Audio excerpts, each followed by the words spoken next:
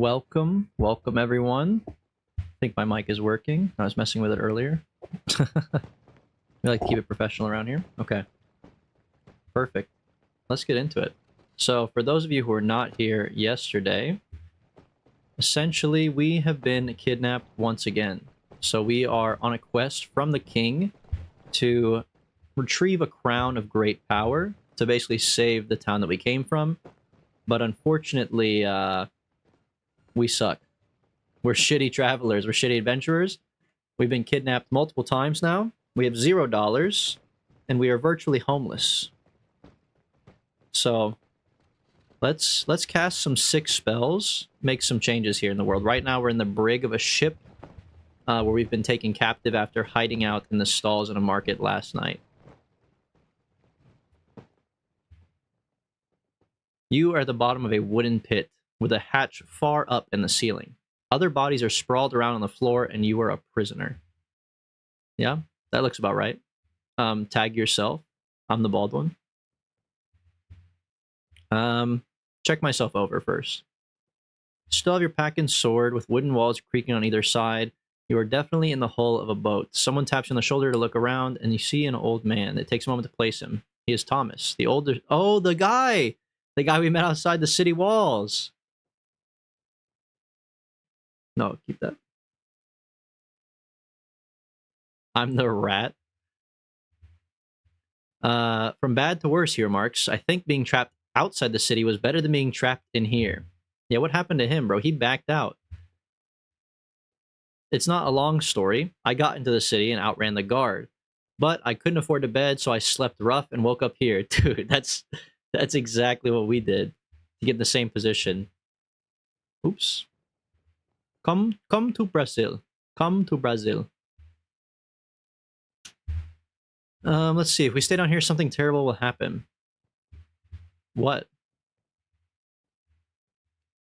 What, you ask? Not about to be scared by vague warnings. Time was, worst thing Vic would do is sell you down the river, but these days I hear he has a wolf. I heard the slaver say something about a cage. Maybe when they lower it down, we can climb back up? The other prisoners around you groan and sigh. You cannot understand what they say, however, they seem to all speak in different tongues. Cast a spell? What spell would I cast? We have to wait. We can't just blow our load. Let's see what happens. You draw your heels up and wait. Confident an opportunity to escape will appear. Then, as though on demand, the hatch above is opened with something blocking the light for a few moments before it returns, bathing the edges of a wicker cage that the crew are lowering down on a rope. The other prisoners react immediately, but in different ways. Some begin to scramble away, trying to get as far from the cage as possible, while others wait underneath it patiently and begin jumping to try to climb their way out. A little present from Vic, calls one of the guards with a laugh. I'm not casting the spell right away. What is it? Probably a wolf, I would assume, right? The cage swings lower and lower, and you begin to see it is moving. There's something inside. Suddenly, a fanged jaw appears between the wicker bars, and the other prisoners jump back in alarm. The thing inside the cage snarls and roars. A wolf of some kind. The rope goes slack as the cage hits the deck, and it does so. The cage falls open. See, now I would cast a spell. But I don't have the option. I missed my chance. Maybe if I scrape back, I can cast a spell. Oh, there it is. Okay, you scramble back, moving away from the cage as fast as you can. This is not an ordinary wolf at all. It's a werewolf wearing heavy, tight-fitting armor. But there is no full moon, and it's not even nighttime. This is some kind of sorcery. You stand near the back of the crowd, as far from the monster as you could be, and as far from the rope of its cage, which leads up through the hatch and offers the only escape from this pit. What kind of spells do we have cast?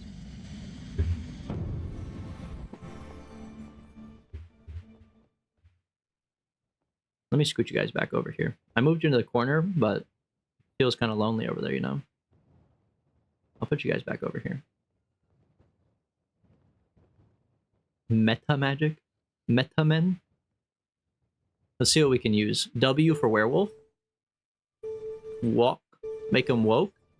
Requires 1 stamina and 1 gold piece. We're too broke to cast spells. You hate to see it.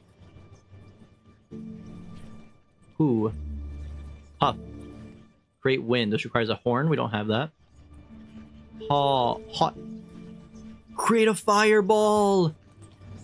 Hmm.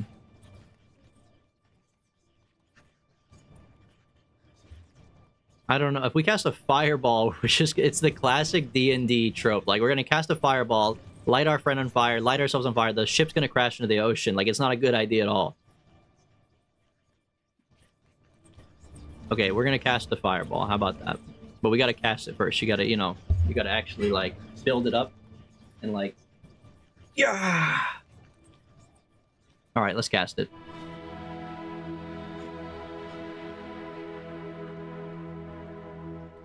You cast a spell, building a fireball in your hands. The other prisoners begin to weep and crawl away to safety, shielding themselves from the flame. The werewolf turns towards you with red eyes glittering in the sudden light. Oh, we could choose! We could choose. Do we shoot the werewolf or shoot the hull and try to get out of the ship?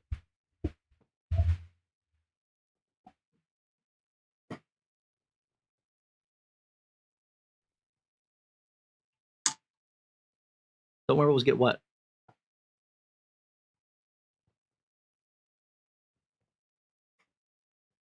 Are you about to spoil something? Battalion? Okay. I think we're going to throw it at the hull so we can escape. You toss the fireball at the hull behind the werewolf. The tarred wood explodes, igniting immediately, but then the fire is quickly stifled as river water rushes in. The werewolf, kicking its legs, desperation cannot prevent the weight of its armor from sucking it into the river, but the rest will soon follow. The other prisoners are panicking. The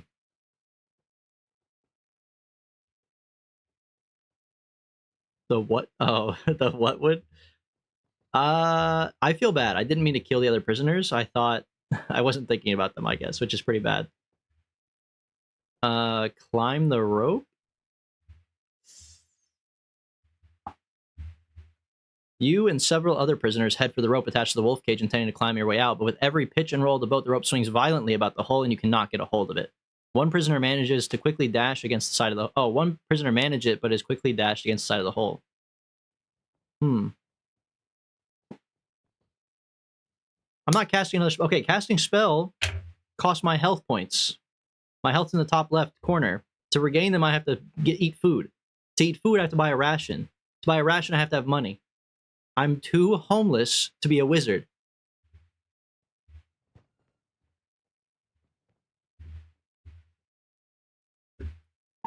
I think we have to cast a spell, though. I want to know my emoji count at the end, please. I will look it up afterwards. I can't see them right now, though. I can see the ones you actually type in chat, but I can't see the one you're spamming. But I will let you know afterwards. Okay. What are we going to cast to save ourselves here? Force field? Force field could save us, maybe. This is 3 more health, though. You cast a spell, creating a bubble of force around yourself, and more importantly, perhaps, trapping a small amount of air. The ship suddenly tilts nose downwards, and you're thrown forward in a pile with everyone else. Now we swim for it. There is nothing else for it. You take a deep breath and jump out of the hole in the side of the boat. For a moment, all is confusion, rising air, and thrashing limbs. Then the current is tearing you away, and you're fighting for the surface. Yeah, but we're in a force field, right?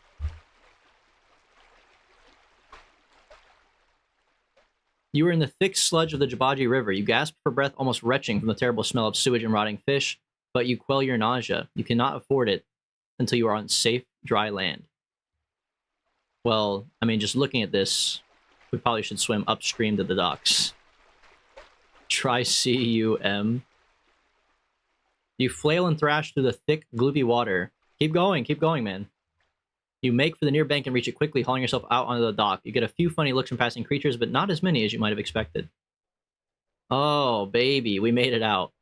We did lose 6 HP, but we made it out. The market traders begin to set up their stalls, fighting and threatening each other to get the spots closest to the ships. A few sly types, probably pickpockets, begin to prowl the shadows between the stands. There are still areas of Lower Carre you have not explored, but you can't afford to waste more time in these slums. Sounds good to me, man. This place blows, dude. The YouTube chat and screen chat are desynced. There's probably an issue for Streamlabs or something. I probably need to reset it.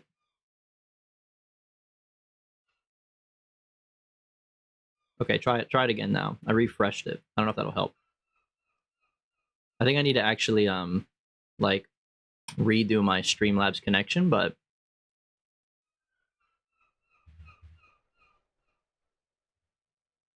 okay. You ignore the various food stalls and watch the river as you wait. After a while, a grizzled old man arrives and unlocks a small booth by the harbor bridge. He goes inside and closes the door behind him. Okay. We'll wait. You sit down outside the booth to wait for the man to lower the bridge. Half an hour goes by and nothing happens. Okay, what's inside the booth? The man has his feet up on a low desk with his hands folded across his stomach. He appears to be consulting a tide chart very closely. So closely, in fact, that it covers his whole face and gently rises and falls as he snores. Fuck this guy, dude. What you want? Lower the bridge. It's not time yet. Okay, when is it time then? Tide's got a godarn. Everyone knows that, dude. The tide's got a godarn. The tide's got a godarn. Clear. Okay, we'll wait. You wait another half hour, enjoying the morning sunlight playing on the river, and it feels like the first rest you've had since you left. It's hard to imagine, but it's hard to imagine that, had it not been for the Archmage and Birdmen, you would have never made this journey. Okay? By the side of the bridge, you notice a winch-like contraption. Perhaps it lowers the bridge. Try it.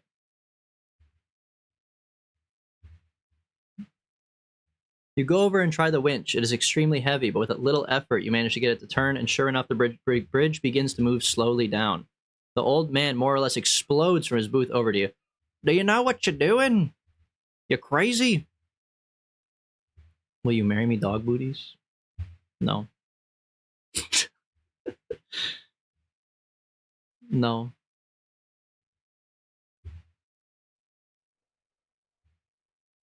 Well, you lost my business. That's what I'm expecting the next message to be. I'm lowering the bridge? What's the problem with me lowering the bridge, man? The tide? It's on my chart. Gotta follow the chart. Vic will have my skin. Who's Vic?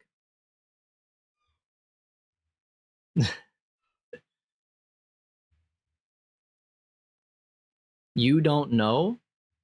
Vic's going to be the ruler of this city. Soon enough, mark my words. Vic for first noble, so they say. He taps the side of his long nose meaningfully.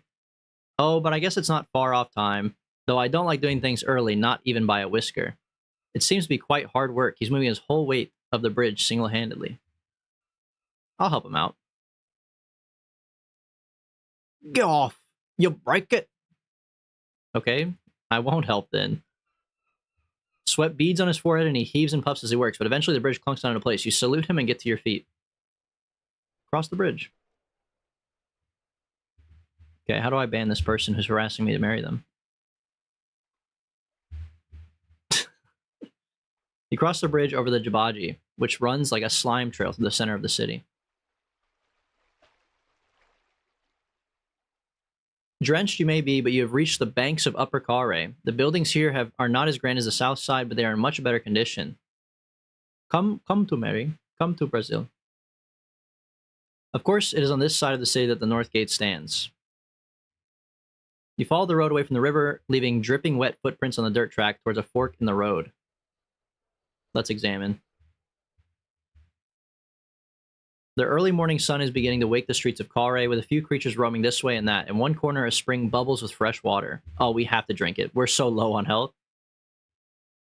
It is fresh and invigorating, as though the water was enchanted. You think this is the witch water cure? Look around. Looking left, the road heads through into a residential area that seems well cared for. A short way off to the right is an open plaza. I want to see the plaza, I think. What is that? Oh, that's the North Gate. We have no business there. I guess there's no point in going... Well... I want to see what's in the plaza. Well, well, well. Who do we have here? Hello, Mackenzie Scholl. Welcome. Right on time? Wife wants to know if she makes merch. Are people gonna buy it? Dog Booty's Zaddy merch. You turn right, heading away from the city wall. A sign points towards Fireview Square. You pass large houses that have the aspect of official places of business. One is marked with the clawed fist of a moneylender. Ooh, we kind of need some money. An elven woman is just leaving. She looks quite worn out already this early in the morning. Let's talk to her. Wife is finally in chat. I know, she's actually awake. Usually she's sleeping. I'll call her out. I don't care. She's sleeping all the time. Mackenzie Scholl's been here the last couple streams. You wouldn't know that because you haven't been here.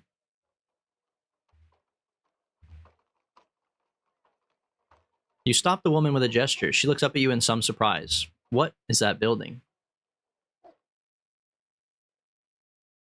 The woman looks at you in surprise. Oh, it's a moneylender's. Have they turned you down? Oh, stranger, you have no idea. I'll help you. I cannot pay you. Yeah, well, I can't pay for shit either, so I get it. Whoops. Alright. Perhaps you could help me. Maybe you'll need a guide? Sure. For a fee, I need to find a beggar in the ruins. The Fallen Quarter. That's very easy to find if you can avoid the traps. And how much do you charge? 4 gold pieces. That's too much. Don't pay her. Okay. Well, once again, we are too broke to adventure. The alley gets wider and passes through a long building on the left, which seems to be full of children. On the step, a lanky man sits with his eyes firmly closed. I'm gonna ignore him, because he's sleeping. This is what it's all about, dude. You follow the road between large houses until it enters a wide square. Odd-looking creatures mill about, going about their business, and several are clustered into a crowd around a monument of some kind. On the other side of the square, the main road continues on through a low arch, with thousands of other alleyways leading off in all directions. Tag yourself again. I'm this guy right here with the hat and the bag. This is actually what I look like after stream. I turn into this shriveled up guy. Approach the monument, which I assume is this thing. Look at the creatures. I can see them. Look through the arch or leave the square. Let's approach the monument. I'm those 2 weird things on the bottom left corner. These little demons. These little imps. I don't know what these things are. You approach the crowd around the monument, which is so thick it's hard to see inside. Here, says one of the creatures. Be careful. Okay. You apologize and the creature huffs and moves away from the crowd. Clambering up the steps of the monument, you finally get to see the inside, but the monument seems to be empty. There's just a circular rug that fills the floor space. Not to be that guy, but I know better. A circular rug? Tell me more about it, because, what is this monument? You ask one of the creatures. Can't you tell? Were you born yesterday? No. Okay, here's the deal. Yesterday, we almost stepped into a circular rug in a different building, and our assassin friend told us that we would fucking die. So, I'm not going to step into the circle. What is the arch? The arch at the far end of the square is thronged with more creatures, not all the same as those in the square. There seems to be a bustling hub beyond, a market district perhaps. Great, that'll be perfect for all of our fucking no money. A peddler with a tray around his neck walks past you in the square. Anklewort, Blimberry, poultice of millweed. Oh, we have potions! We actually could heal some of our health. We have potions. I forgot about that. Look at the alleyways. To the northwest, the wind between the residential buildings stacked precariously on top of one another. And to the south, oh my god, I can't read tonight, bro. The alleys seem darker and rubble strewn. There are fewer rooftops in that direction. The herb seller walks away. Magic Missile fixes everything. Don't get me started on Magic Missile. Jablonski, hello. Enjoying the voice acting? The stinky voice acting. I don't give a fuck about the fruit vendor because I have no money, but maybe we can convince him. What if we sell our body to the fruit man? Because we have no money. Morning, he declares morosely. His eyes, like everyone else's, are closed. I'd say it was a beautiful day, but it isn't. Would you like to buy something? All of his food is rotten except for one bombaclat fruit. Dude. What's with the bombaclat fruit? 4 gold pieces. Yeah, I get that. But I don't have, like, any money. What about 2 gold pieces for the shitty rotten fruit? It's too much, you tell him. I don't have enough. Gambling halls are that way. Ooh. Oh, interesting. Okay, we need to sell some stuff to make some money so we can go gamble it all back. Leave the square. We need money. There was a bustling market through the archway, I think, right? You walk between the narrow buildings until you reach a fork. To the left, the road continues towards some kind of bustling market, while to the right, it leads down a shorter street. In the center of the fork is a great bronze statue with some kind of pot at its feet. Let's see the statue. The pot is filled with gold pieces. Look, that's not a good thing to do. But there are gold pieces in front of us and a gambling shop to the right of us. This must be a statue of one of Kare's mini-gods with a pot intended for worshippers to make offerings, although none of the passing creatures seem to be throwing any in. Looking down the street to the right, you see the gambling halls of Vlada. Okay. Okay. It's morally wrong. What if we take the money from the statue, hear me out though, gamble it, make it back, and then put it back in the statue pot? Like, we won't be bad people. We'll repay the debt. I just need like a little bit more to like get me started. You know what I mean? Is that bad? The statue is an imposing figure, at least 4 times your height and solidly armed. You do not recognize the god depicted, but his presence is so close to the gambling halls that he's probably a god of prosperity or devoted to punishing those to not pay their debts. If you make it back, I will make it back, and I'll bring the gold back. I won't be a bad person, I swear. Okay. What if we really quick before sundown? Isn't that like a thing in movies? Sundown? You reach down and scoop the money up from the pot and into your pouch. Easy enough, but then a creaking noise makes you freeze. Okay. We're definitely gonna run for it. If this is the 2 options, is run for it and look up. You turn and run, and just in time. The statue behind you has started to move and is on the attack. It smashes down with its club, catching you painfully in the middle of your back. Okay. How was I supposed to know the statue would move, bro? Cast a spell? Can we turn invisible? We need to turn invisible. We need to disappear. What about law? Oh, control non-intelligent creatures. Okay, hold on. Let's see what the other spells we have available are, but maybe it's not intelligent. It's just a statue. Not fireball.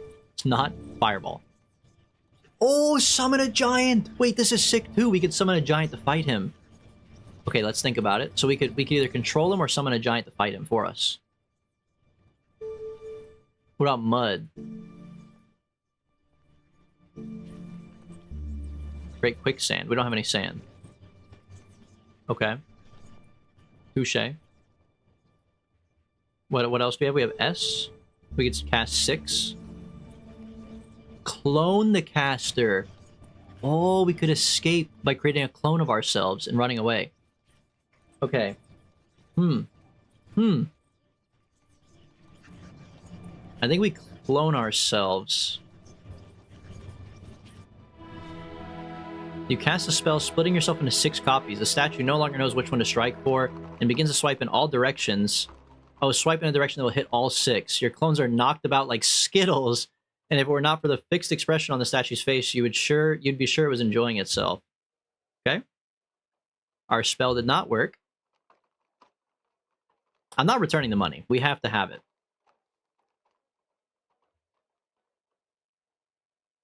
You rush forward, dodging the statue's stamping foot, but when your blow lands on the metal, it only sends a painful shockwave up your arm and does no damage to the creature at all. The statue is leaning back for another swipe at you. You'll have to find this thing's weak spot, if it has one, or else you do not stand a chance. Pick a spot to attack. You scour the creature for scratches, blemishes, anything that might suggest a chink in its armoring. The Achilles ankle. Classic. Right ankle, please. You dodge the swinging club coming in and try and cut him in the right ankle. The metal has no chinks or weaknesses there, and the giant sees where you are, lifting his foot to stamp on you. You jump clear just in time. Okay. Try the left ankle.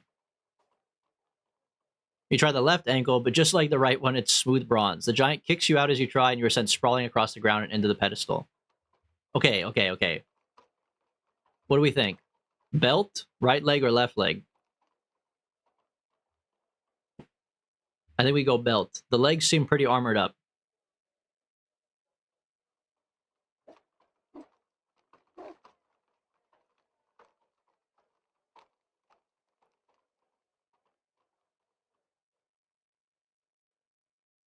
Belt?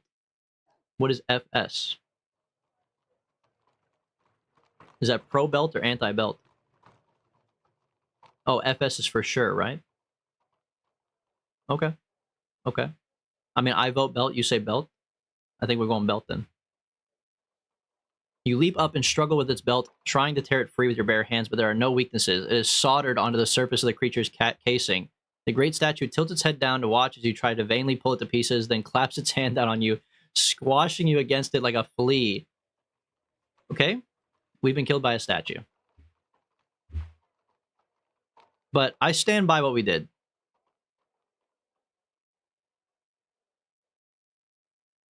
We need to take the gold. But this time, we cast Giant. We cast Big. Or was it Big or was it Yob? Yob. Let's get a Giant. You throw down a tooth and cast a spell. The tooth erupts into a plume of smoke, and in its place emerges a giant, just as tall as the bronze statue. The two colossal creatures face each other down, and the street clears around them. This will either be a titanic fight or an extremely brief one. Run. You run away, leaving the two Goliaths to settle their differences. Yes! We are going to the gambling hall, baby!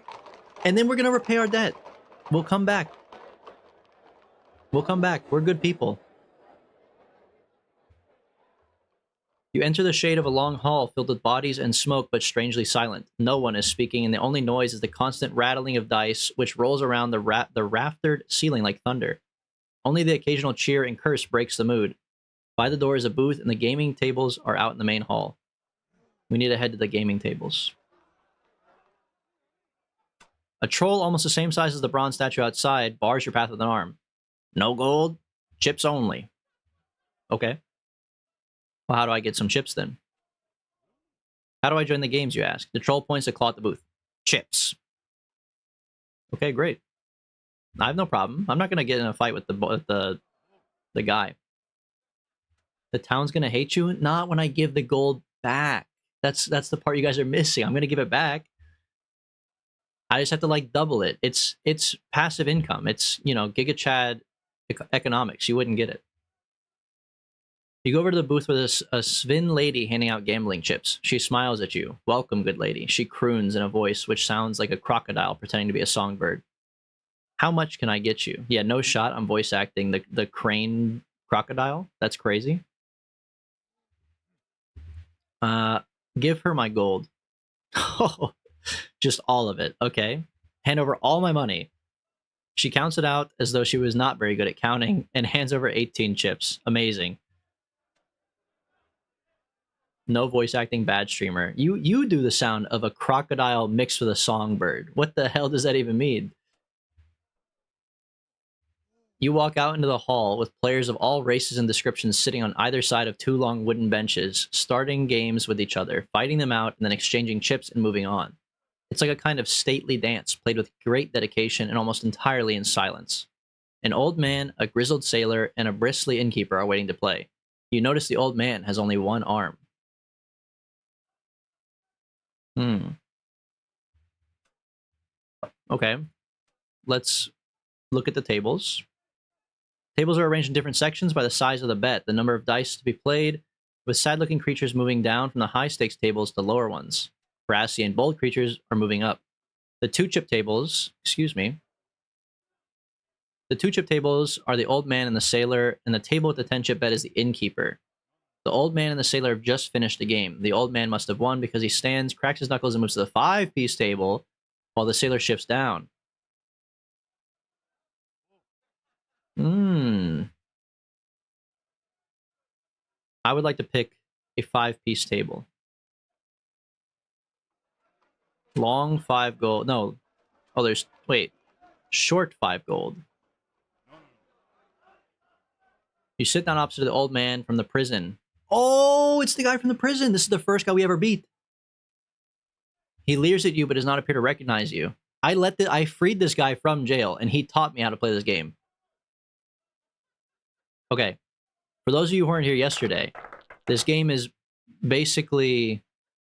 I don't really know how to explain it comparable to anything else, but it's like playing bullshit. Like when someone's like, oh, I put down 3 jacks, and if you have 2 jacks in your hand, you're like, that's not possible. I call bullshit. But with dice and numbers on the dice. We've played like 5 times. I've only won like once. So it's not looking good. All right, this guy says there's 2 2s. That means he probably has 2 2s. I have no 2s. So I'm basically fucked if he has 2 2s. Because I either raise the bid to 3 2s, which it can't be because I don't have a 2, or I call him here, but he probably has 2 2s. So I probably lose this round right away, which is not great. What if we say 2 3s?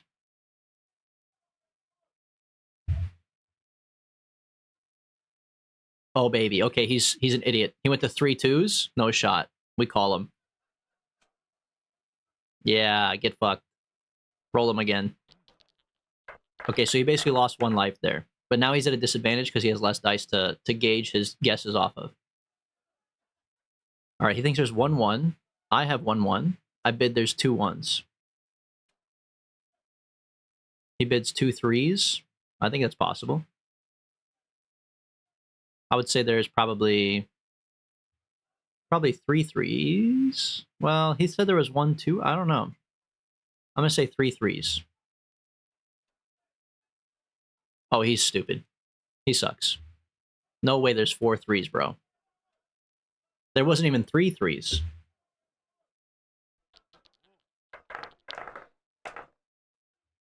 Okay.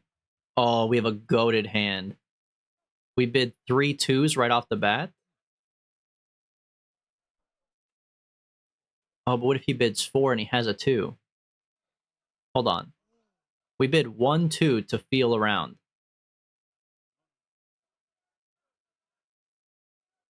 See what he says. Okay, he only has a 4 in his hand, so we bid 3 2s.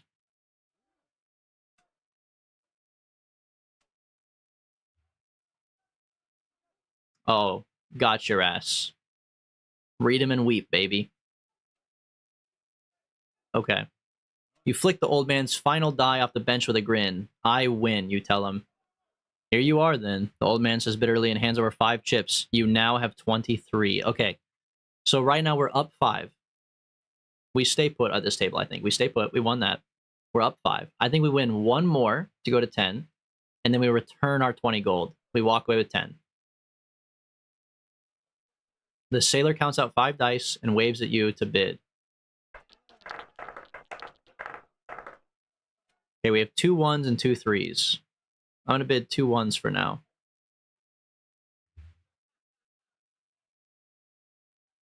What? What is he saying? Oi Katoil. I asked if you're a sailor, and he said, oi. Oh, he's saying, oi, kuyatel? Kuyatoil? Okay, what did he say? 4 2s? There's no way you have 4 2s in your hand. 1, 2, 3. Thank God. All right, he's fucked. Oim. You ever going to say? Probably not. I'm gonna say probably no. Okay, he thinks there's 2, 1 or 1, 2. I don't have a single 2, but I have 3 3s. We're gonna say we have 1, 3, and see what he says. Okay, we're gonna bid 3 3s.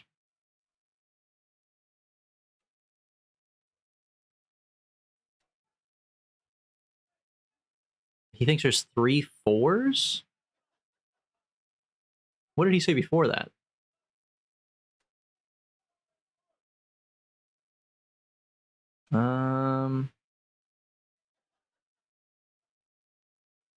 Two 1s, 4 2s. Okay, I won that game. I said 1 2, then I said 1 3, then he said 3. I said 3 3s. He said 3 4s.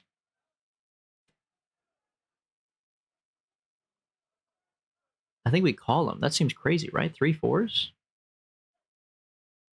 Okay, thank God.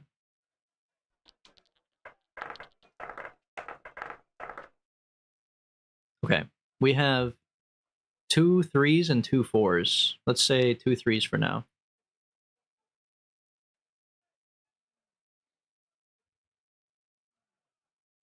To Quor Yamoin or Tavloida? This guy doesn't speak English. He speaks like Simlish. Okay, he says he has 2 4s. I have 2 4s. So he probably has at least 1 4, which means there's probably 3 4s at this table. I'm going to bid 3 4s. He thinks there's 4 4s. That's bad. There could be totally 4 4s. I have to call. 3 4s. Huge for us.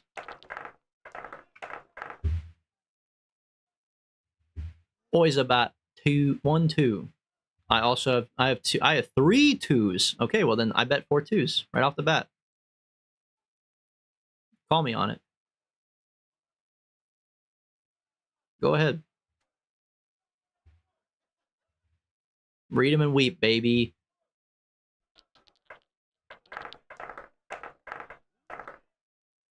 What a goated hand. I'll open with 1 1. Let's see what he has. Okay. He thinks there's a 3. We just go straight to 4 1s. He's going to call that. And then he's going to get shit on. We didn't even lose a single dice in that game. Okay, leave. Change table. Go back before we get like arrested by the casino guards. Oh, we should buy something to eat. We went up 10. We could use 4. Yeah, let's buy something to eat. And then let's cash out.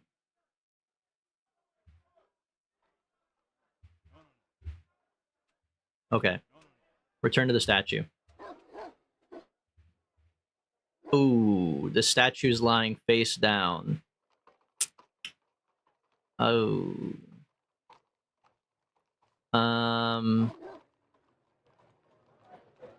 I think my giant killed the statue. Awkward. Okay. On the bright side, we have a lot of health. Or a lot of money, I should say.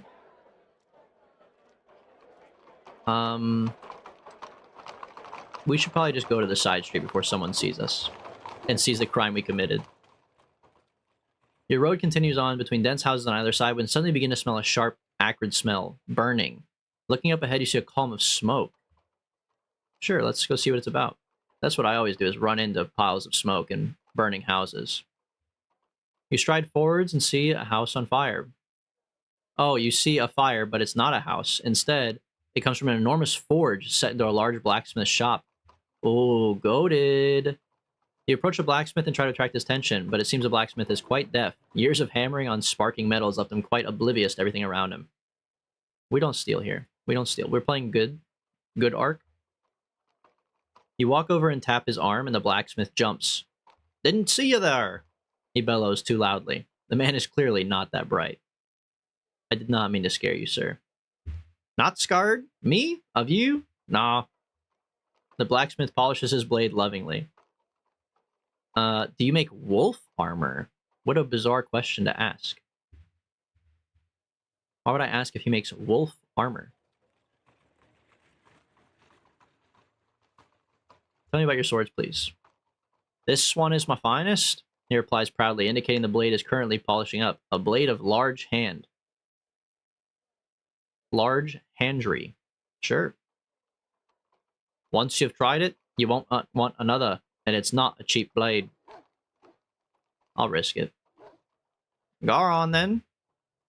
You pick up the blade and swing it through the air. It sings. The weight is perfect. The metal sharpened and balanced so delicate it becomes almost an extension of your arm. This is the finest blade you've ever held. How much? 40 gold pieces! Farty? That's right. Farty. Okay. Haggle. I'll give you half of that. Farty, or I'll sell it to the next one. I don't have that much, man. Do you make wolf armor? I don't know, it's a weird question, but sure. Vic for first noble, he replies, but says nothing more. Who is Vic?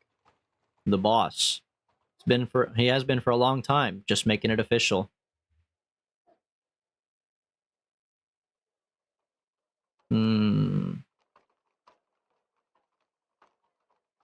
Wait, oh, I fucked myself out of buying a sword. That guy was too expensive anyways.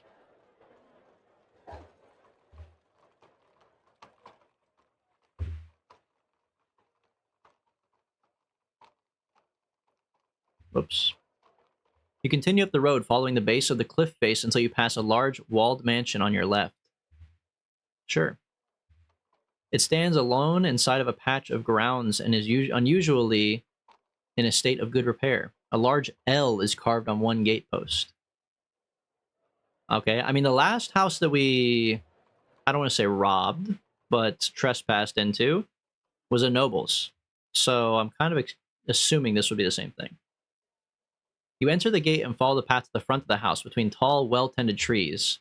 This place, unlike the mansion in Lower Carre, seems quite lived in. Well, okay. We're not going to creep around the side. That seems rude.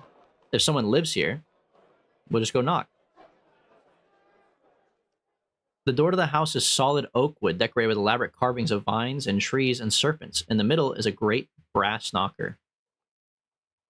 You rap 3 times, and after a short wait, an elderly man in a gown opens the door with a strange, spiky lizard creature winding around his legs. Yes, he demands, and who are you? You look a trustworthy sort. I am a sorcerer, like you? Sure. Well, he admits, sorcerers are not known for their social graces. He pats the lizard at his feet, clearly relaxing in your company somewhat. I have something for you? What would I have for this guy? Hi, Chad. Hi. Oh.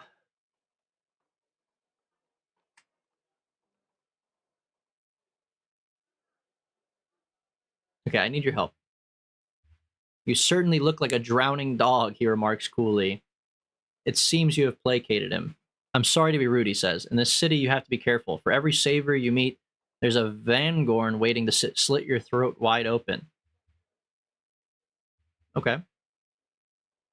I mean, I like this guy so far. He's pretty polite to us. You step inside the house, and the walls are decorated with ornate hangings, and on them are numerous curious artifacts. The man turns to you. Before you enter further, please, hand me your weapon. I don't mind. I don't mind. We don't use the weapon anyways. We just cast spells.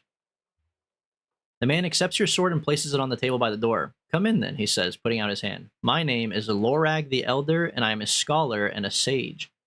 What if we learn a new spell? That'd be sick.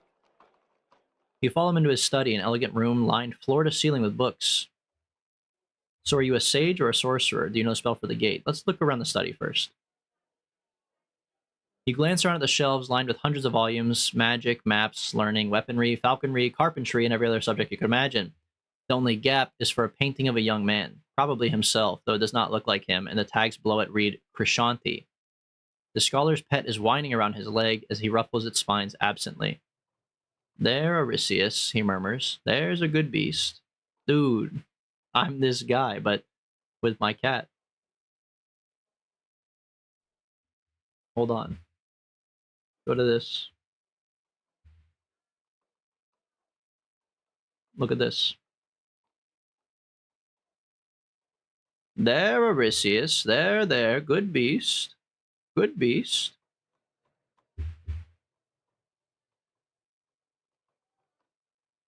Okay. What do we want to say to this guy?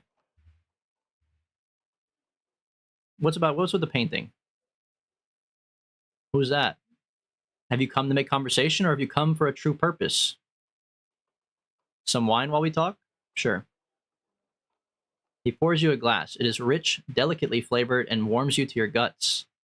How does a man of learning survive? You can't be home among such ruffians as fill the streets of Kare. He laughs. The city isn't as bad as all that. Or well, perhaps it is, but in every city where there are children, there is a need for people who teach children. I teach the best lockpicking class in town. In a way, I'm a pillar of things here. He seats himself and steeples his fingers. So this guy is not a sorcerer if he's teaching lockpicking, but let's ask him the hard questions. What's with the spell for the gate, man? The whole thing is known to the first noble of Kare. Otherwise, a few of us know a line each. He thinks for a moment and adds, I know one line myself. Tell me your spell line, brother. You're on a mission, I see that. But is your mission to destroy Kare or to save it? I will save it. I'm a good person. I will save it. I will save all the lands, and I am on a mission to retrieve the crown of kings.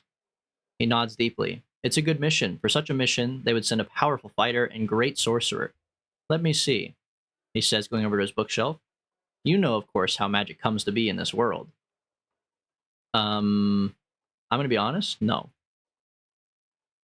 Magic comes from the stars. The stars above create the power and the force that sorcerers channel for their work. And so the powers that are available are determined by the stars, not by the form of the spells themselves. I am a humble scholar, but the question I have set my life to answering is this. Are there other ways for magic to be wrought? And are there? Let me show you. He opens the folder and spreads out several sheets of rough paper across his desk. They contain a pattern of strange symbols grouped in threes.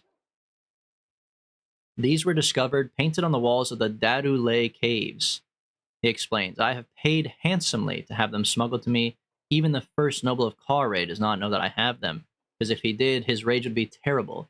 Do you know what they are? No idea. Some Aztec cave drawings? He grins excitedly. They are spells, but not spells as we would have them. These were painted by cave people before the Dark Ages, over 3,000 years before Chalana discovered the crown. They perform the same magic because the stars have not changed. But as you can see, the spells themselves are different. See this one? He draws out a sheet of paper on which is drawn the following symbols. Upside down L, T1, and W. All right, what's it do? We will never be completely sure, he replies, but based on the images found with this spell, I believe it's a spell of confusion, one that will muddle and befuddle any creature. We know a similar magic now, but of course the incantation has changed. Sounds like a useful spell. I suppose so. Certainly, there are people with great certainly these people were great hunters. He moves paper aside and brings out another one, which is painted this time with a, lightning bolt L, a backwards P, and a backwards J. What do you make of this one, he asks. Lightning bolt L, Q thing, and a backwards J. The last one was for confusion. I'm going to say mind reading. Quite right! Well then, I see you are truly a sorcerer. Here is my puzzle. He opens another folder slowly and cautiously as though the contents might try to bite him. This spell was found inside one of the deepest caves, a place so old and ancient that it has never been revisited since the time when these people set their home fires all across the Shamutanti hills. The painting beside it indicated that this was their most powerful, most terrible magic. But as you see, The spell is partly lost. You understand his meaning. On the page are drawn 2 symbols, not 3. The last symbol is unreadable. The scholar leans in urgently. A rock fall destroyed part of this scripture, but dearly I wish to know it. What was the last character? NQ. We have a J, we have a T, we have a W. Destruction. I have no fucking clue, but I'm gonna try. Oh, fuck. I believe I know. He nods, never taking his eyes from your face, and hands you a fresh sheet of paper and a quill. Draw it for me, he says. Okay, well, it's not going to be another Q.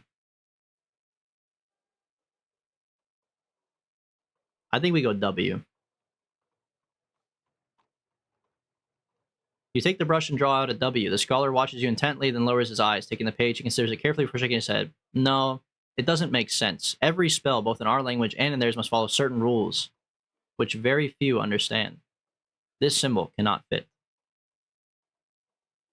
Okay, so it's not a W. Something that goes... The Q is in the middle in both of these. The L and the N are at the begin, or the L and the other thing are at the beginning. It has to be a Z. No, that's not it. I don't know the answer. Please, you must leave. No, I'm not fucking leaving, bro. I'm sorry. You will tell me willingly, or you will tell me in your last dying breath. Or I will tell you a lie and you will not know it until the guards come to haul you into the dungeons, and from there you will curse my name. Please, I'm an intelligent man and I perceive you are an intelligent woman.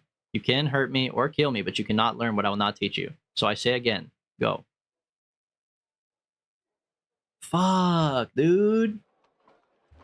What's the spell? What's the spell line? It wasn't W or Z. Well, okay, what can we do outside? Oh my god, is that it? We just don't know? Bruh. Okay. You turn down a side alley, past large houses on either side. On the left, you can just barely make out the roof of a mansion, which has a tattered flag flying. The pennant is blue and gold and bears a crest depicting stars shining above an open book. When the wind catches the flag and lifts, you can barely make out a letter in black along the edge, an L. Okay. Oh, that's the mansion we were just at. Okay.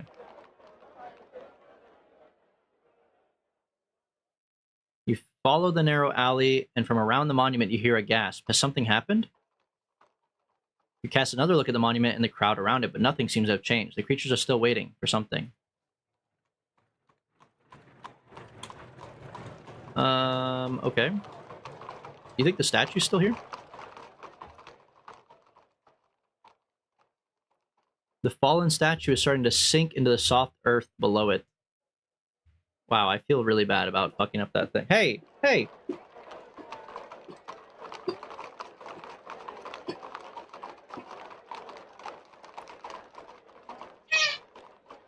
Amazing. Okay. You follow the road around the side of the gambling hall to a wide open space laid out for a market. There are several stalls all selling the same goods. Oh, all selling the same goods. They're arguing loudly over who has the best or cheapest quality. Okay, this is actually good for us. We need provisions. Browsing the stalls, you find food that's reasonably expensive, with the cheapest provisions being sold at 3 gold pieces. That's $6. Wrapped package of 6 meals worth 15.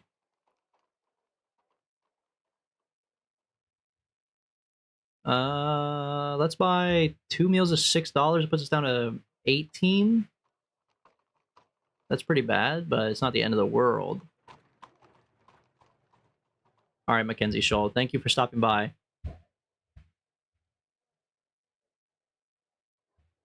We're gonna buy 2 meals for now. Let's get a weapon.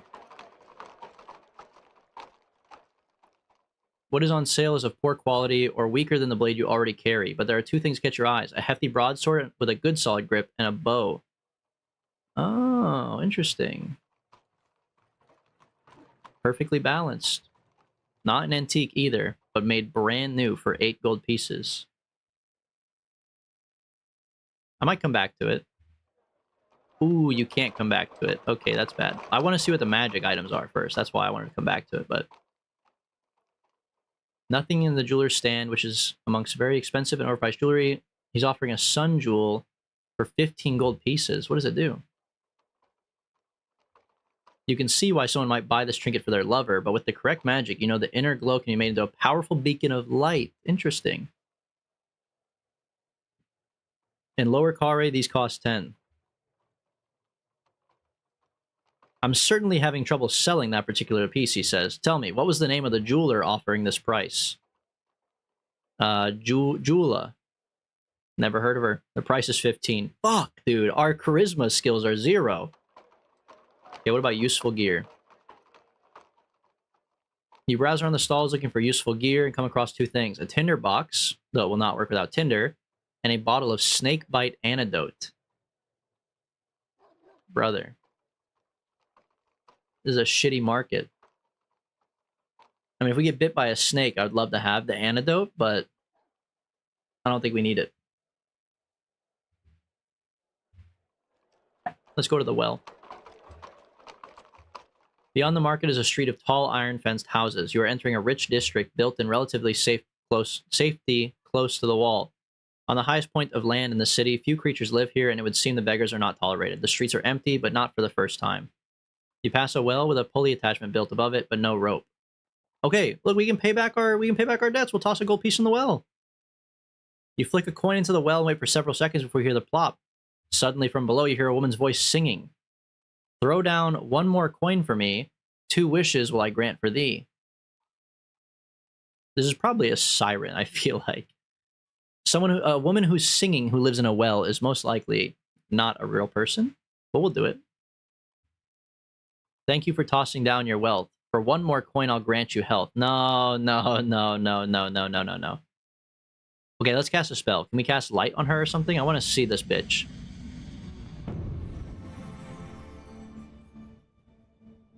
What about M?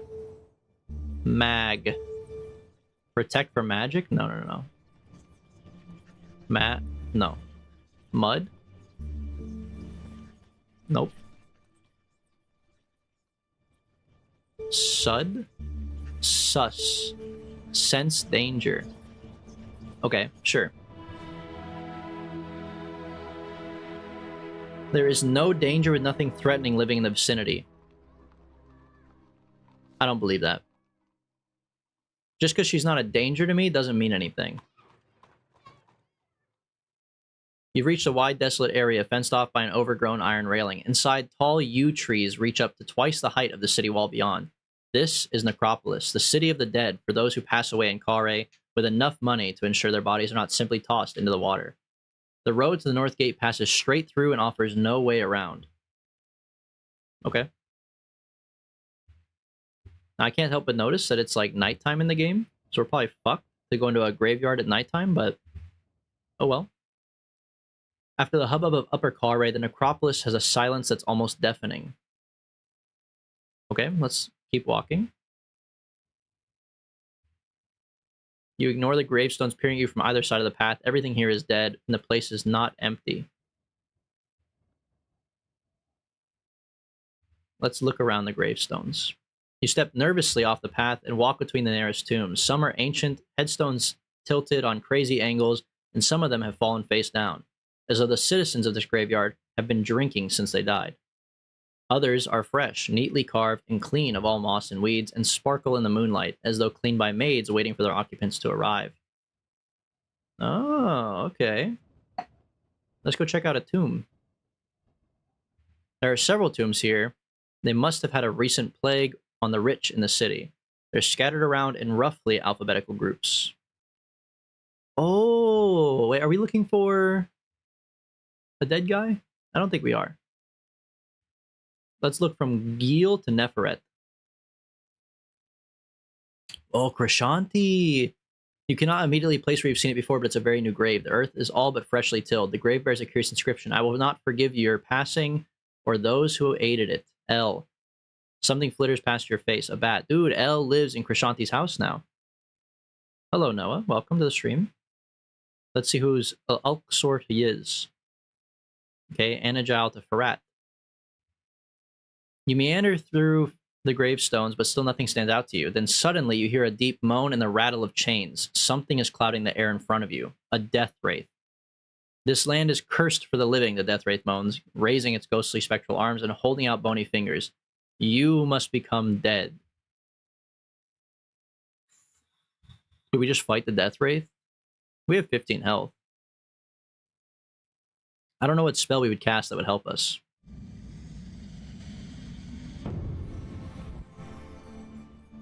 Okay. G. A.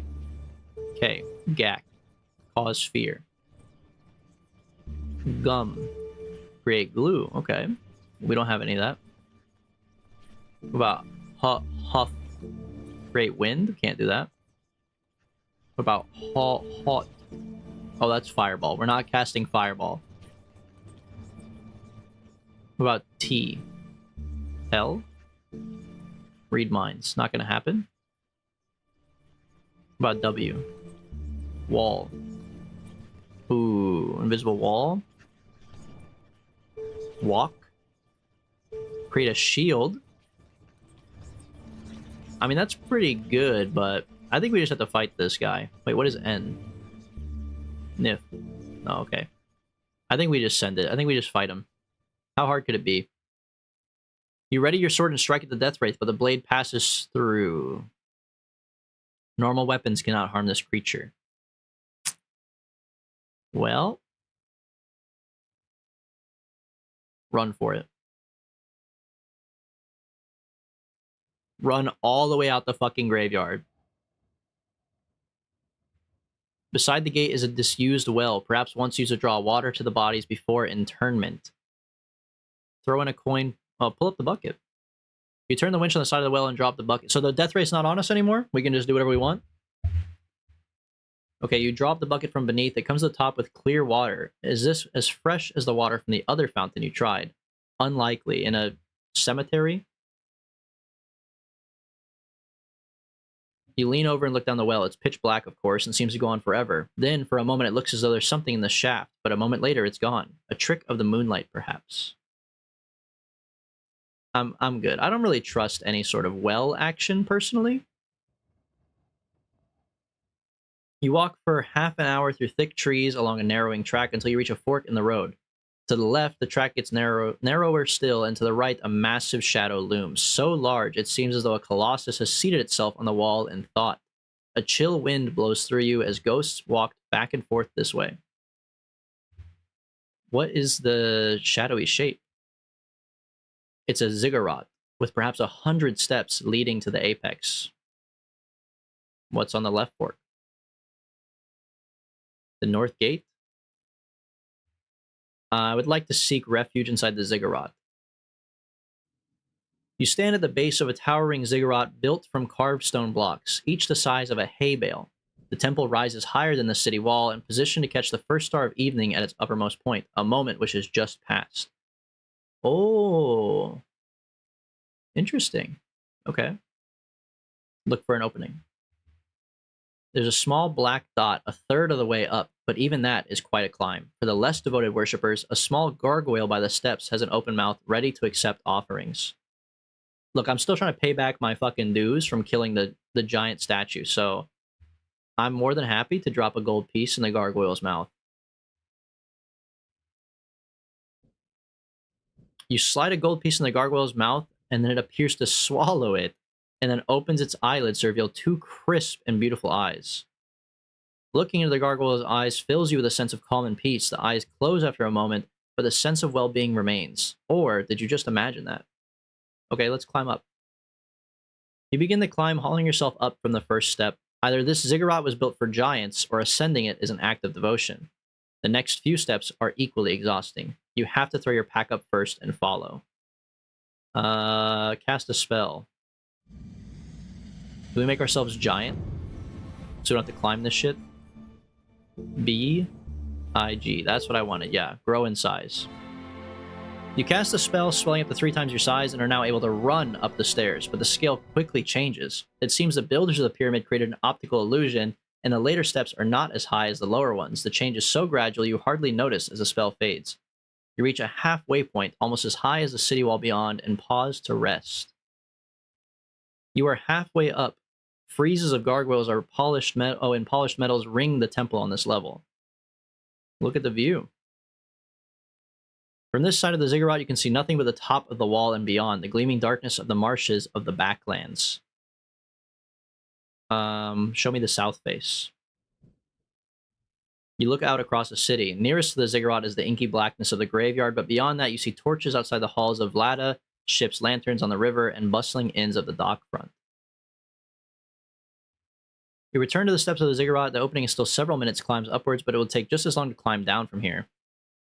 Go up then. You continue the weary climb by the opening. You climb for... Oh, we took damage walking up here?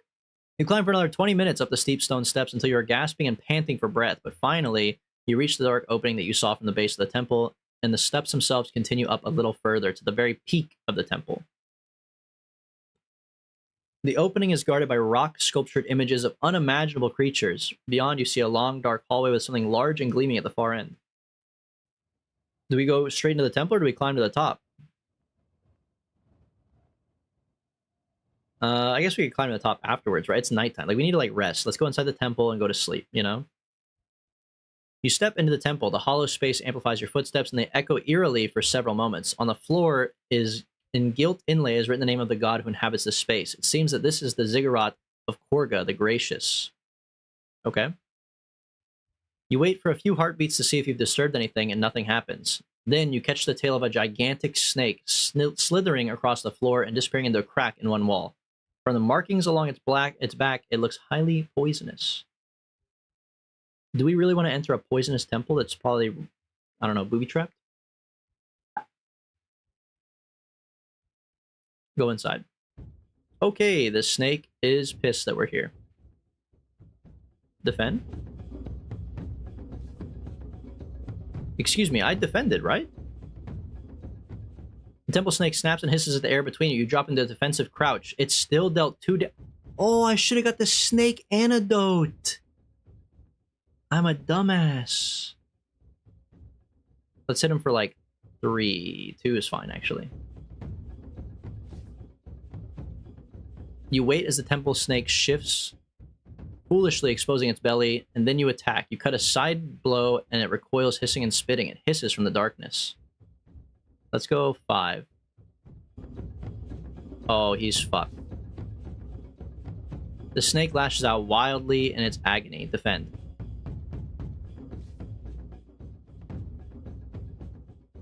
The temple snake slithers between the pillars, but you repel with your blade. You fall back badly as you stagger back. Hit him hard.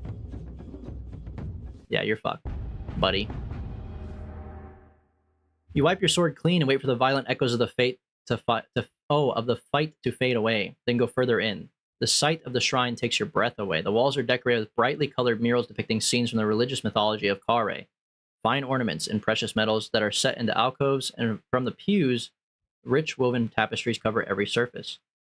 A cunning trick of architecture catches the wind past the doorway and creates a constant ethereal humming, as though crowds of monks sat in permanent meditation inside. Okay. At the far end of the hallway, 4 large stone gargoyles of winged demons watch over the shrine from mounts high up in the eaves guarding the altar, on which a gigantic idol squats. Korga himself is a life-size version of the model of Korga you saw in the house yesterday. Okay. I just want to know if there's like a bed. Like, isn't like church usually a place where like the hungry and tired can go or something, right? You walk up towards the altar across a rich patterned carpet. Something about it gives you pause. Its surface is decorated with wide symbols that seem too deliberate to be accidental. Hold on a second. Something about it gives you pause. Its surface is decorated with wide symbols that seem too deliberate to be accidental. Can we look at them? Star shapes, circles, spirals. Avoid the circles. Remembering Flanker's advice, you walk up to the altar, stepping carefully around the circle. Okay. Yeah, I don't fuck with the circles in this place, man. You stand before the idol, a fat statue set with gems and curious pockmarked features. Above his head is a plaque that bears an inscription. On Korga's face, you kiss a cross and finish with the lips. For answers to your question, for answers to your questions, you must not else me spits. I don't know what that says. Oh, we can read it for real. On Korga's face, you kiss a cross and finish with the lips. For answers to your questions, you must err not, else he spits. You step nervously up to the steps until you are below the great statue. You consider the idol. It's the same of the statuette in the abandoned house, except that one had blue dots, and this one... Oh, except this one has blue dots painted on its two eyes, and its third eye in the forehead and on its lips. Okay. Kiss the idol. A cross. Kiss his left eye. Then kiss his right eye. What does it say? Kiss across. Oh, kiss across, like dunk, dunk, dunk, dunk. Now we kiss the forehead. And then now kiss his lips. Give him a little... As you straighten once more, you see the idol's eyes flick open. A soft voice issues from its mouth. Stranger, you are not of my faith, whispers the god. And yet you have completed my ritual. How can that be? I've used my wits. My brother Pashna is the god of thieves and tricksters, but you are in my temple today. I will answer 3 questions, if you have questions to ask. You take a moment to think over everything you've learned and not learned about the North Gate spells, but you have only learned very few lines of the spells. Yeah, I think all 3 of my wishes would like to be the spell bullshit. Tell me the spell for the gate. I cannot tell you the spell, he replies after a long and mysterious pause. Only the nobles know. Mulas, Shinva, Theta, and Lorag. Fuck! Lorag is a guy! Wait, we don't know! Dude. The last of these is a follower of Korga, and his line is Tumblers 2 sealed deep inside. Oh, so we don't need Lorag's spell. Okay, the god waits for your next question. How can I find Lord Mulas? Because I think Lord Theta is a homeless guy. We can find him. How can I find Lord Mulas? The second noble has been dead for a long time, although he does not stay dead. He moves around the lower part of the city in a half-decayed, half-animated corpse. Was that the wraith that we saw? Okay, how can I avoid the guards at the North Gate? How can I find Lord Theta? Let's not go crazy, alright? Lord Theta is now blind and begging in a ruined part of the city, but know this, he does not want to be found. Now, I have a question for you. You have completed my ritual. Do you wish to enter my worship? Well, what sort of god are you? I am the god of grace. There are few as generous as I. Okay, here's the deal. I have no interest in joining this guy's religion, but he just gave me 3 answers to my riddles, and I don't think they were free. So we're going to try to join the religion, or at least tell him that, and see how it goes. Very good. There's a moment of quiet humming that rolls around the temple until it becomes almost too much to bear. Then a moment later, you feel the god's presence inside you. My aid comes with no price, but there is a condition. You must act graciously enough to receive it. A great sense of well-being floods your body. You turn and head out the temple door. Okay. I don't know if that's good, but I was worried he was going to smite me down if I didn't agree to join his religion, so it is what it is, I suppose.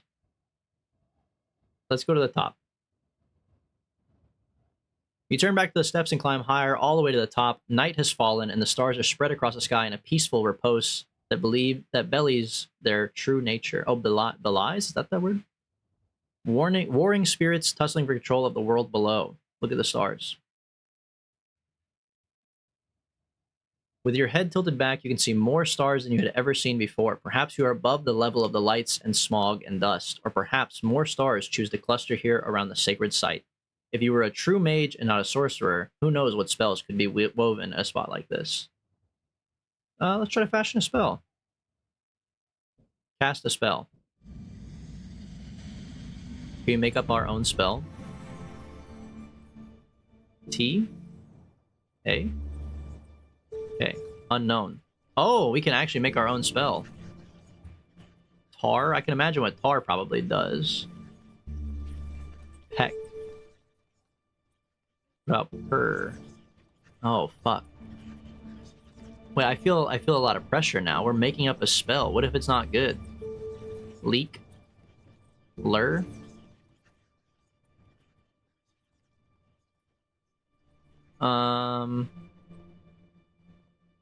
He?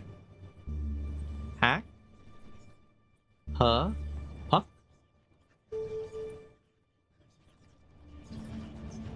I don't fucking know, bro. I'm stressed out. I don't want to mess it up. Let's do tur. You attempt to raise a spell that does not exist and suffer the harsh consequences as the magic collapses around you. Well, that's pretty fucking horrible. Okay. I think we just took a bunch of damage because we're an idiot. Let's just leave. Halfway down, you pause to rest. We already ate today, right? We ate at the casino. Climb back down. And go to the fork in the road. The mud underfoot is stamped with footprints, and in between them, the prints of many paws. I assume that the guy with his wolf has been here. Can I suck a potion? My health's like really low. Items? Nope. Magical items? Potion of Blimberry? Drink that. Okay. We're gonna follow this road in just a second, but give me one moment here.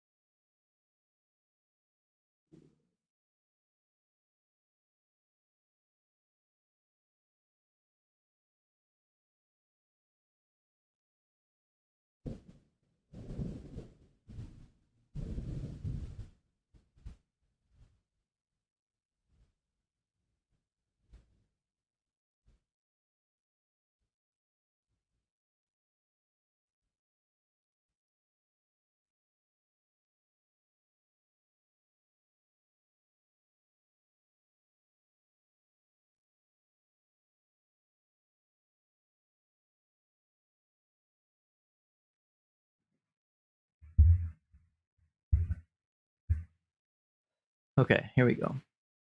Back at it once again. We will be heading down this little fork in the road. You walk between clawing trees and thick bushes. The north gate is finally in sight. You can see its imposing, ornately carved wooden doors over the top of the guard huts and low building that lies at the end of this road. I don't want to be here. Are they abandoned? Between here and there is a long road lined by thick and gloomy trees with a patch of wild forest like I haven't seen since the hills. Go cautiously. Movement in the shadows on both sides of the road. Torchlight. Stop and look. You stop ducking into the shadows and watch. Whatever's moving in the darkness, there are a lot of them. Then a gleam of moonlight catches one and you see it clearly. A wolf clad in tight metal armor. A werewolf. And the armor is the same as the one you saw before in the ship. No matter, you've defeated werewolves before. Ooh, I could try to sneak in. Vic for first noble! Woo! The werewolf stretches itself down on its haunches and whines. From the trees behind, a ruffian steps out, leading several more werewolves behind him. Well met, friend. Vic for first noble. Yes, dude, they're so stupid. They don't even know. Ask him about tonight, sure. Tonight is the night. Where have you been? Have you been hit on the head? You need to get yourself sober, friend. I agree. You're going the wrong way. The fight is this way. I was just checking the rear, boss. Rear attack could be serious. Good idea. Great. Okay, we made it. I don't want to go here. I don't want to go here at all. We didn't learn any of the spell lines, and it's fucking... Look at the nighttime. It's about to be the next day. We didn't sleep. Oh, we're fucked. We're at the north gate? You have reached the north gate. The ground before it is wide and clear and lit by blazing torches set into brackets on either side of the enormous sealed doors. Should there be archers hiding in the shadows, they would have a clear sight of you. Off to one side is a well, but there is no other cover. You don't know all the spell lines, but perhaps the gate will open to a dop spell. I fucking doubt it, bro. I'm so concerned. If the guards are patrolling, you should be able to learn their patterns, but strangely there seem to be no guards at all, perhaps because the gate is locked. No one bothers to guard it? I seriously doubt that. Okay. You reach the other side of the clearing unscathed and stand below the enormous doors. Force open the doors. You haul at the door. The gate does not even rattle. You hear a scrabbling noise in the distance. There seems to be nothing more you can do. You wait, wondering if anything will change. Suddenly, you are not alone. A phantom voice issues from the wood itself. Halt, stranger! Do you know the spell which controls the gate? I do not. Then the gate denies you, replies the voice. From across the clearing, you hear a scrabbling sound of metal moving over stone. You look around and see nothing. Look at the shadows by the wall.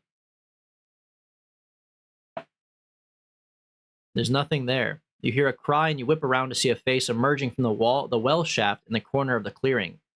It bears the leering, hook-toothed smile of a goblin. The creature is climbing a rope with a grappling hook attached, which is hooked over the lip of the well. Okay, we're gonna hide. You turn to run, aiming to find somewhere you can hide and watch what unfolds, but then you realize you're running for your life, as goblin after goblin clambers from the well and begins to race across the clearing towards you. There's no way you could fight 100 goblins, so you dash inside the shadows. What is happening? The goblins pour up to the gate. Are they going to try and ram it? Why are there goblins in the town? Are they allowed in here? When they stop... Oh, then they stop, and in their midst, a small figure is being propelled forward. You cannot clearly see him, but he's wearing a dull metal circlet on his brow, which he clutches as though it was keeping him safe. Their king, perhaps? But since when have the goblins had a king? He's surrounded by a guard of nearly 20 goblins, as though he was indeed precious. Dude, Goblin King is here. Let's go. Kill the figure? We're not going to kill the Goblin King. You hang back, watching as the figure nears the gate. Leaning down to the lock, he whispers something, but you cannot hear what it says. And a moment later, the gate is open. It's moving. I really want to run for the gate, but the goblins are going to kill me, right? You hang back and watch. Looking through, you make out figures in the darkness beyond the gate. Marsh goblins, thousands of them, screaming and armed for war. They begin to race forwards, pouring through the gate, filling the clearing and meeting their hill cousins in a loud and violent celebration. The man with the circlet at the gate cries with glee. A new day for Kalre begins. He cries, clambering onto the shoulders of a nearby goblin as though about to make a speech. Quite suddenly, the goblins that are carrying him let go, and he cries as he falls to the ground. A sword goes up. There's a scream, and they have murdered their own king. What is going on here? That's what I'm asking, bro. This shit is crazy. The circlet from his head rolls to your feet, and the goblins, clashing sword on shield, look towards the city with violent eyes. Ooh, we could take the crown. If we go for the gate, we're dead. Take the crown. From the way the king was clutching the circlet, you might have thought it was a thing of power, but it's nothing. Cheap, hammered iron. It still bears the groove from when it was once a goblin sword. You toss it into the dust. Oh, they didn't even see us grab the crown? You hang back in the shadow of the gate. More and more goblins surge through, and they are starting to organize. One, a leader of some kind, is hoisted up by the others so he can address the crowd. Kare falls, he screams in his guttural voice, and every creature dies. Perhaps when their rampage has begun, you will be able to slip out through the gate and continue your mission, so long as you are willing to let Kare burn. Wait, what?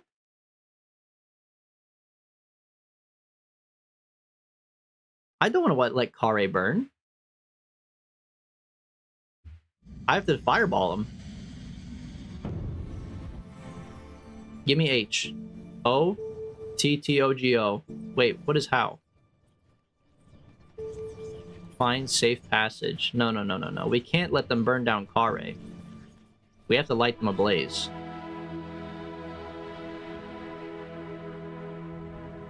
Hurl it at him. You hurl the fireball into the oncoming army, sending up 4 or 5 goblins in a violent explosion, but the others are not afraid. They raise their swords and move forward, fast and ready for your blood. There is no time for more magic. Defend. Always defend off the gate. Okay, he's defending. The creature watches you intently. We go for like a 3 here. He's still blocking, so... You charge forward and push the tip of your blade at its neck. By sheer luck, its sword takes most of the attack. Attack him again. The goblin leaps to cover itself, but too slowly. Do low here. Now, dude, yeah, do this. Ooh, that's a big hit for us. Hit him again. Okay, we defend here. That's fine. If we both defend, that's fine. You eye each other. We're going high. He's done.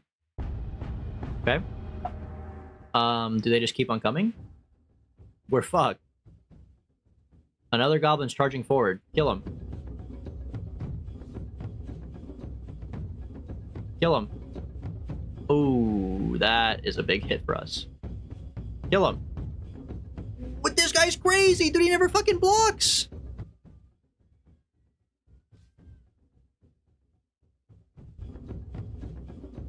We're fucked. We are gonna die.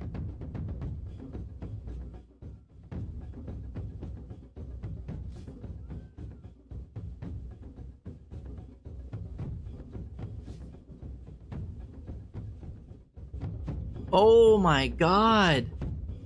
Just kill me. Just fucking kill me. I have 1 health, bro. Just kill me. Okay. We do not fight the goblins. What? If I hit try again, I have to fight the goblins?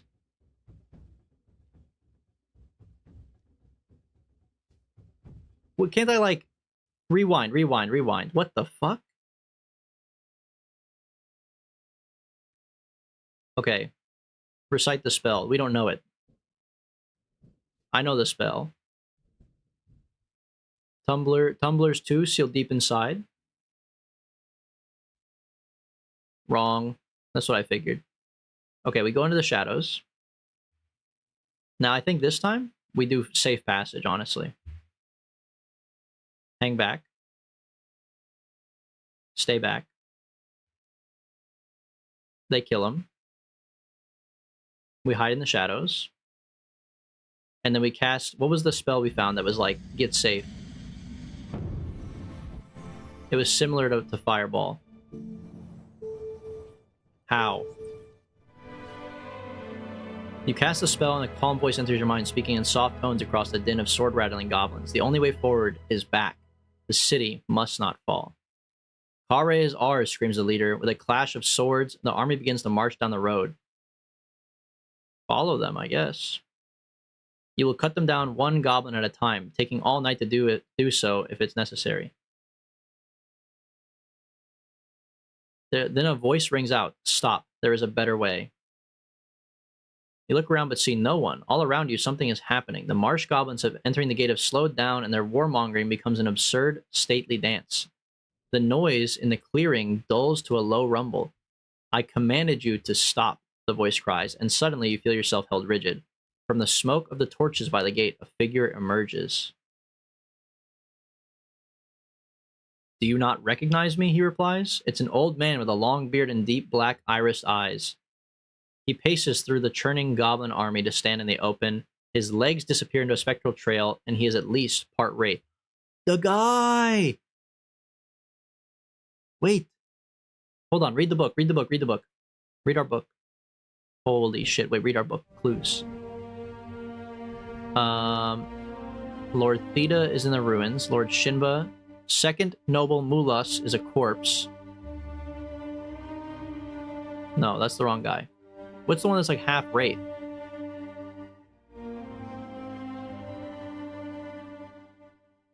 Is it Theta? No. Isn't one of them a wraith, bro? This is an important guy. That's for sure. He's commanding the goblins, so... I have aligned 3 stars, the ghostly man declares. Vic rises tonight. The goblins show their hand tonight, but also you are here tonight. Suddenly you recognize his face. It's Lorag. Oh, Lorag, okay. We meet again, he says. It has not been long for you. For me, it has been centuries upon centuries. I have founded a city, and now I intend to save it. How is this possible? I met you, or a man that looked like you, in a house mere hours ago. I saw Kare was falling. Sanzas had lost his mind and sided with the goblins. The council was in ruins and my own life was threatened. I saw that Kare needed to be saved, so I went back to remake it in a way that could be saved. But here we are now.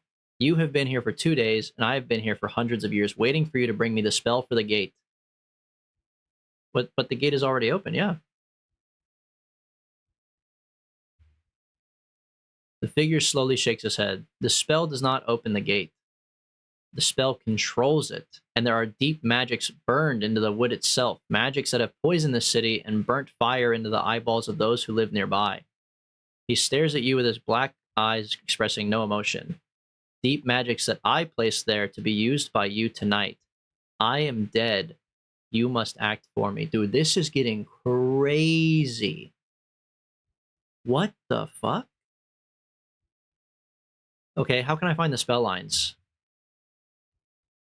I tried to find them, but they were too well hidden. The lines are known to the 4 nobles. Lord Theta is blind and living in the wastelands of Upper Kare. Lord Shinba is dead, but not yet forgotten in his mausoleum in the necropolis, and Lord Mulas was a follower of the god Slang. His shrine is near the docks of Lower Kare, and you may learn his line. I'll go back then. I'll try to save your city.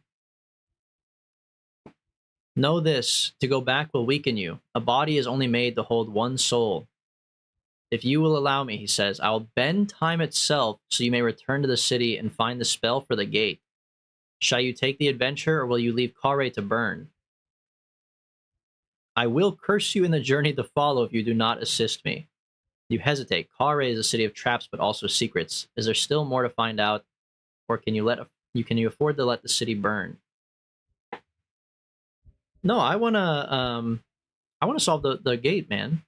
This shit's too cool to just like ignore. He raises his arm and begins the spell. The raging goblins stand like statues, and you feel yourself lifting up from your body as though you've been snatched away by birdmen. As they lift you into the air, you hear Lorag cry out one last piece of advice. Find the lines and find the order of the lines. Oh, they're in different orders? What, so I pick... Oh, wait, am I picking where I get to go? Oh, okay. Hold on. We need... Oh, shit. Where do we go, bro?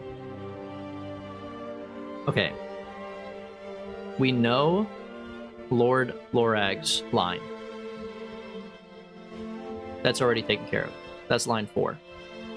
We need Mulas, Theta, and Shinba. Lord Theta is a beggar in the ruins. Lord Shinba is in the necropolis. And Mulas lives in the south area, right? Mulas lives near the docks, maybe. Is that what it said?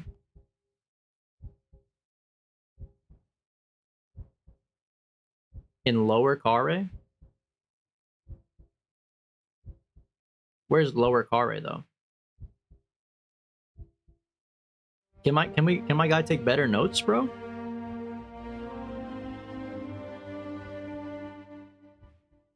What is a key? Oh, Lorag's spell line. We actually know it. Okay. Well, what? I don't know, man. Lower Kare. Which area is Lower Kare? Because I feel like it's this left half over here. There's a guy who's fucking with him. The Shinba. No, that's the Kare necropolis. Mulas is the guy who's half corpse, half human, and lives in the south area. Which would be down here, right? Did we go to the Festival of Thieves last time? Maybe he's down there. He's probably not, though, right? He would have to be down over here. The Artist Quarter, Dwarf Town, the slums. Where's the slums at? That's where he would have to be, right? Maybe the Fallen Quarter. Oh, actually, we didn't go to the Fallen Quarter last time, did we? We went from... Yeah, we went this way, straight into the necropolis. So we could go down to the Fallen Quarter and then go back up through the halls. Hold on. Excuse me. I know for a fact we need to go to the necropolis for the mausoleum. We also need to go to the docks, I think, for that guy, right? Let's go to the slums then.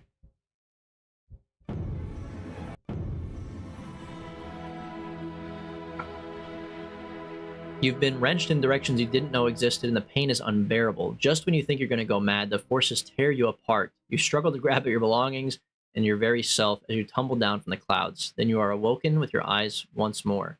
Your surroundings have changed. This is a paved clearing, perhaps intended for visitors to market or tie up their horses, if they have any, and the slums are standing intact with no trace of fire or destruction. The wizard was right. Time was reversed, but not for long. Should I have gone back further? Okay. The slums are unlikely to house the secret. That's not true.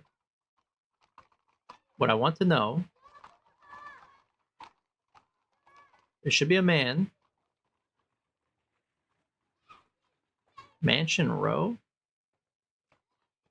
Okay, what's this area down here, actually? Because we went up here last time and all it was bullshit and the metal workers, right?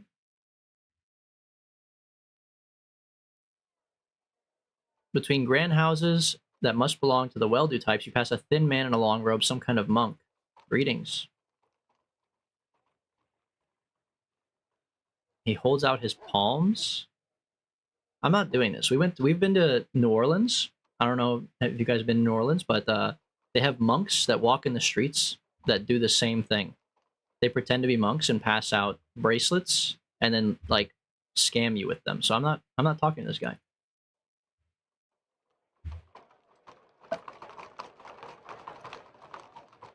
You continue up the main road, which climbs gently towards the center of Kare. The road passes through the ruin of a grand building. In what must have once been a glorious morning room, an ornamental pond is all that remains. You walk over to the pond. Despite its great age, it seems well tended and the water is surprisingly clear. A small scarlet fish darts out from behind a stone as you watch. Bubbles rise from its mouth as they break you Oh, as they break, you hear the breath of words. Something else glints from the bottom of the pool. You tell me this fish is talking to me? Did the wizard send me back on shrooms? Why is the fish talking to me?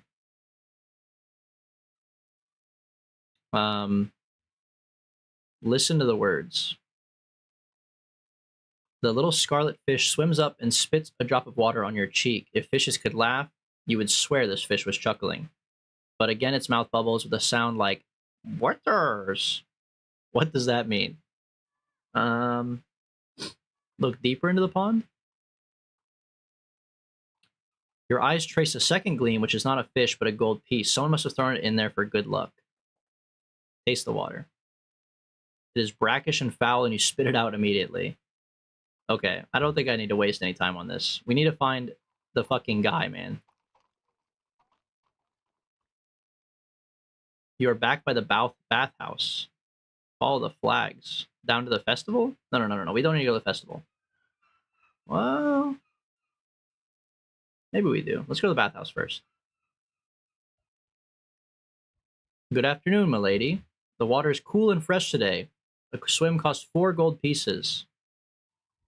The waters of Kare are known for their healing and refreshing qualities. We have a steam room and a lagoon pool. I don't need that right now. Head uphill. I want. Oh man, I'm so distraught. I don't know. Okay, go to the festival.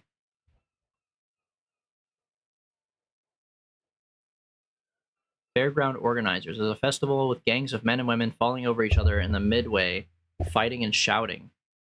Some of the tents have been torn down and one is on fire. Okay.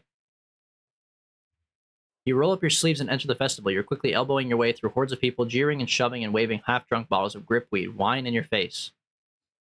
One stall seems to be still running with the sign above it reading, Cabinet of Fortune, try your luck, a prize for all. Wait, we know this lady, don't we? You go over the tent and push back the flap. Inside, a grubby, bearded man leaps up from where he was sitting cross-legged on the floor and comes over to pump your hand. Welcome, my friend, he exclaims, and let's see what prize you can win today. You must know this. There are no losers at Honest Hannah's Cabinet of Fortune. He gestures with one hand to a large glass cabinet in the center of the tent. What do I do? It's a most simple game. You give me 2 gold pieces, and my little pet will fetch something for you. He points inside the glass case. That's when you notice a small, wiry creature curled up against a pile of jewelry, books, gold, and other things. Dude, this guy's got like a little alien trapped in here who has some trinkets. It's like one of those claw games. Okay. Fuck it. It operates a cantilevered spike which pokes the creature, who squeals, jumps from its perch, and begins fluttering around inside the case. The creature keeps flapping around inside. Eventually, it selects something from the prize pool, which it drops into the chute at the far side of the cabinet.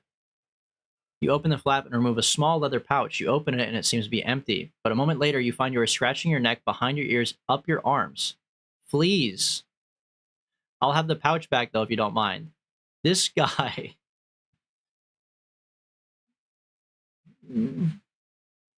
I just paid 2 gold to get a bunch of fucking fleas in a pouch? Wow. Amazing. You fight your way into the crowd between bawling men and cackling women on one side and bawling women and cackling men on the other side.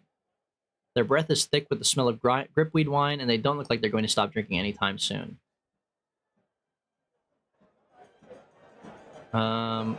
On to the midway. Okay, I think we don't need to be here. This shit seems useless. Let's go back up.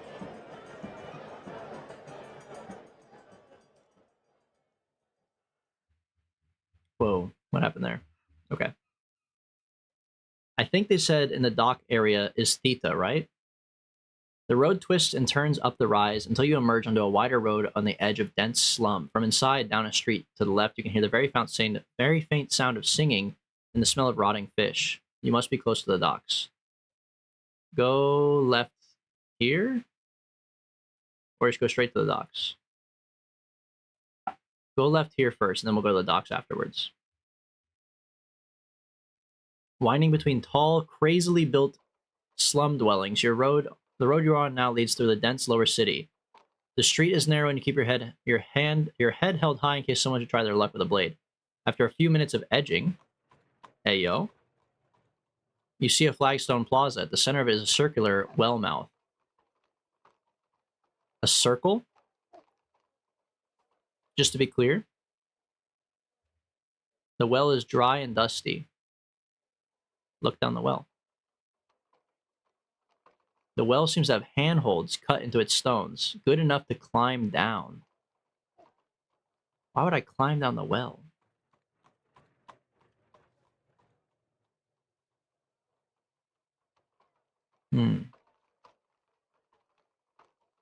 Okay. Maybe the guy lives down there. You swing yourself over the edge of the well, teetering for a moment before taking the long, long drop. I think this is a waste of our time, probably, but... The climb is slow and cautious. You cannot see the holds below you, so you have to feel your way down, and after about 10 minutes, your arms are tiring. Suddenly, you realize the position you are in. If your strength gives out, you will fall, but you may not have the energy to climb back up either. It's impossible to see how much further there is to go. Oh, hell no. Sexy siren time? No. No, we're not doing sexy siren time. Fuck that. I thought there would be like a homeless guy at the bottom, bro. Okay. What? We have to go check the slum? Wait. Yeah, we have to go check the docks, not the slums.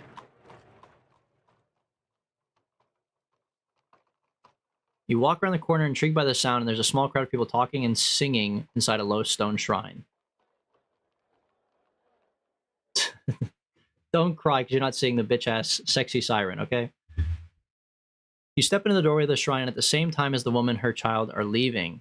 He really is a holy man, mother, the little one says. Layson's lame brother answered his question and he ran off the stage. The mother nods and the pair leaves. These heathens. You murmur a word of apology to the jackal. The shrine is an old stone building, garishly decorated with Oh, wait! We have the jackal now? We don't have Glorilla anymore? Garishly decorated with hanging cloths and thick candles that fill the air with the smell of grease and tar. Why do we have the jackal? I'm kind of curious. Cruel and clever beast. Okay. The image looks remarkably familiar, although you had seen this almost exact same scene before but cannot place it. Does anyone else wish to take the test of Slang, the god of malice? One of our guys likes Slang. Slang is one of the poachers, the young liar, the old man from the prison. He's a god. The firemaster? No. The scholar? No. One of the poachers. The young liar, the old man from the prison, the innkeeper. No, he's none of these people, isn't he? Slang. Didn't you meet someone called Slang? No. I guess a scholar, but it's not. Ask about the challenge. What is this challenge? The test of Slang. He grants you a wish if you answer him correctly, but you have to worship him, or else the question he asks is impossible. They don't call him the god of malice for nothing. Are your hearts so cold, taunts the priest? Does no one here want anything? Is no one in dire need of a god's aid? Examine the crowd. The priest plucks a knife from his belt and casually stabs it into his own hand. You wait and watch. He leaps to his... Oh, suddenly a man leaps to his feet. I'll do it, he declares. The rest of the group cheers, and the man, a geriatric, is helped up onto the platform. Are you a follower of Slang? The priest asks. The man spits. Very well. In one corner of the room, a gong is sounded and the crowd falls silent. Which do you choose? Will you take the impossible challenge or pay the price of the easy challenge? The man looks uncertain and turns to the audience. Dude, take the impossible one. After a few minutes, the priest quiets the room down and turns back to the man. What do you choose? The impossible challenge. Very well, the priest declares. There's no price for the impossible challenge. Are you ready? Tell me, what is the answer to the question that is never asked? The man falls silent for a moment, chewing his lower lip and musing over his answer before he says, silence. Is he correct? A clever answer, but not correct. Damn, dude. I thought he might be right. That is a sick answer. People always try the impossible challenge. You'd think they'd get the hint. Fuck it, we'll do the impossible challenge. It's free. He didn't, like, die.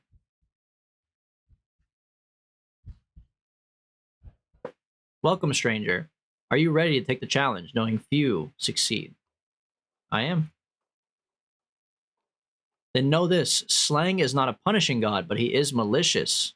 He does not wish for you to fail, but should you fail, he wants you to know it was all your fault. What a fucking troll, dude. Okay. Our practice is that you may choose which question to answer, but know this, one is impossible and the other is easy. To answer the easy question, you must give up something you hold most dear. We're going impossible burger? What is the answer to the question that was never asked? Malice? Sorcery? Wait. How do I... Yo! Where do we learn that from? Sorcery. The answer to the question is Sorcery. Is that this one? It's not going to be silence, that's for sure. Alright, we try it. We ball. There's a moment's pause as the priest screws up his eyes. He nods once slowly. That is correct. Dude, let's go! This question has never been answered in 3,000 years. Oh my god. The answer has been passed on from one priest to the next. I never thought I'd be the one to hear it spoken, because I do not understand it, and I do not know the question. He turns to you and bows his head. You are truly blessed. What is your wish? I wish to be rich, baby. Tell me the spell for the North Gate. He won't know it. Tell me the order of the spell lines. That would be good.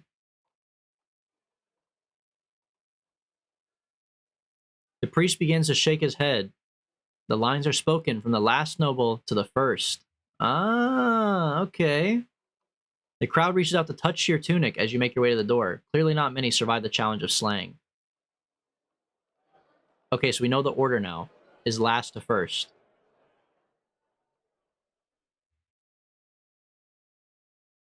We are in the docks. We need to find the man.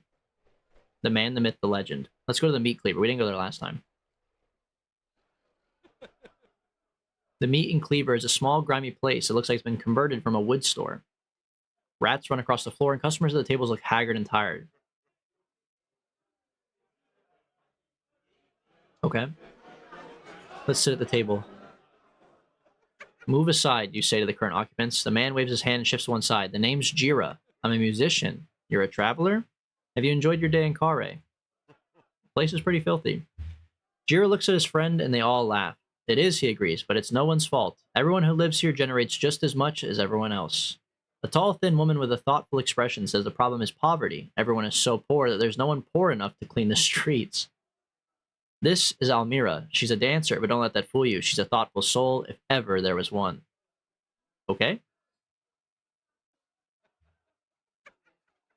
Jira crunches on a battered skunk bear toe. Are you staying here for tonight? I don't know yet. You're right not to be sure. I don't know that many would risk the beds of the heated Reaver, or whatever this place is called. The owner makes good rat bone fritters, but he's a few giblets short of a casserole. Where should I stay? The other inn isn't bad, though I hear that Vic tends to scoop up the drunks. Then I won't drink. A very good idea. I need to find a blind beggar. You might find such a man somewhere in Kare. You might find 100 such. I hope you know what your beggar looks like, because otherwise, how would you know which one had which was the right one? It's late. We should be going. Fuck you, bro. I feel like we're not doing good right now. I feel like we're losing.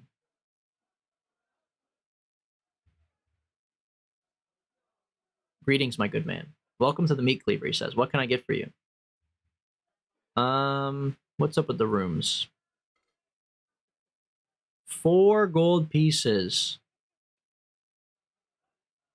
Oh my god, bro.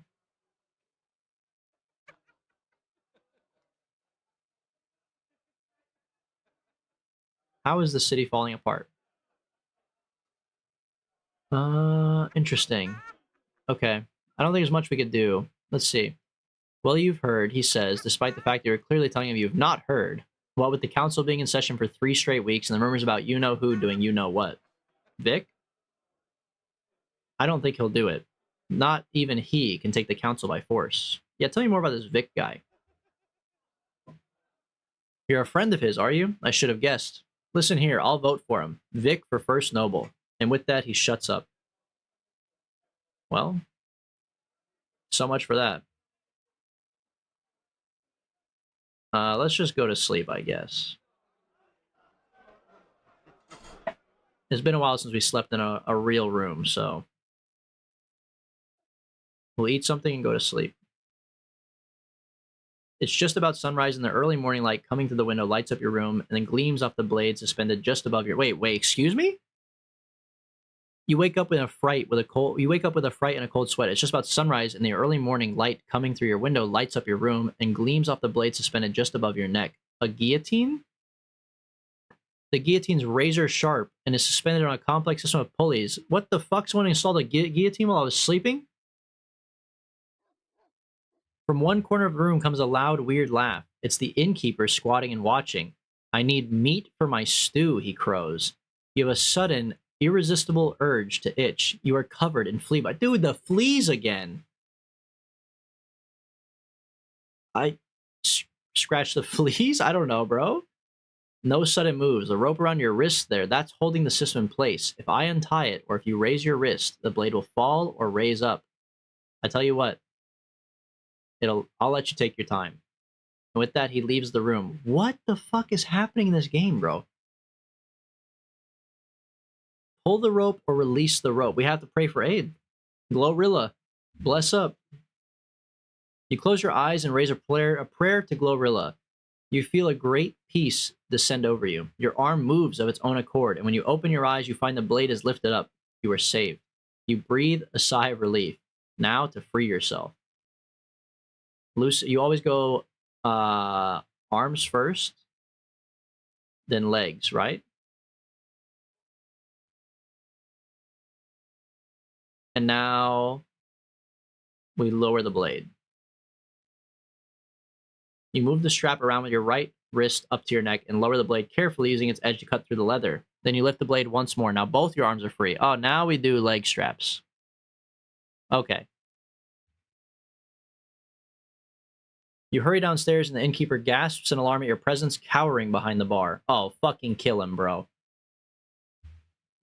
You go around the bar and grab him bodily. He's light enough to throw over your shoulder. He squeals and kicks with fear. It wasn't me. It was the other 6 of me that did it. What?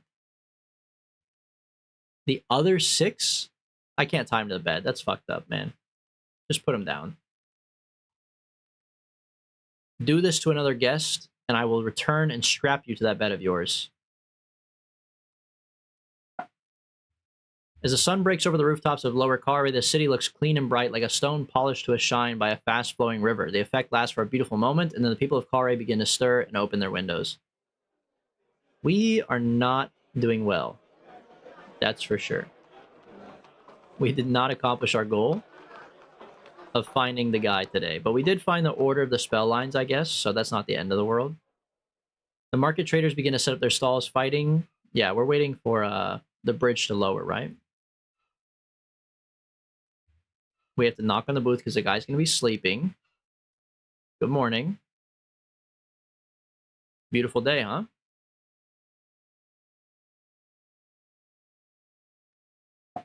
All right. Fucking get this guy to work, man. Help him.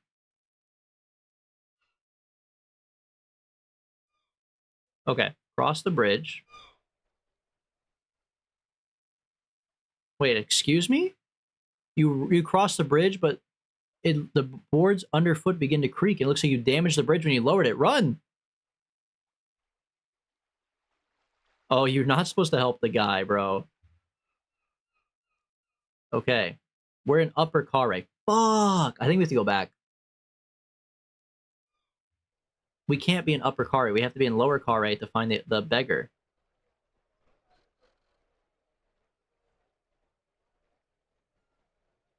Shit. Okay. I think maybe... What? What are we going to do about that? Okay, we know the answer to the riddle now. I think we start over with the rewind. How far back can we go? Oh, we can go back pretty far. The north gate. Approach the figure. Continue the search. We go back here. And we restart lower. I think I restarted too high. We restart all the way back here at the fields. And we're going to start here tomorrow, or not tomorrow. We'll start here next weekend and basically do the whole thing over again because I was stupid. And we're going to try to find the 4 spell lines. But next time, because right now my brain hurts too much from what's been happening and all the shit that's been going on. We made it all the way through Kare and we had to restart. We don't know shit. So I'm going to come back next time. Okay? Thank you guys for watching today, though. Thank you for everyone who showed up. We'll solve this crime on the next installment.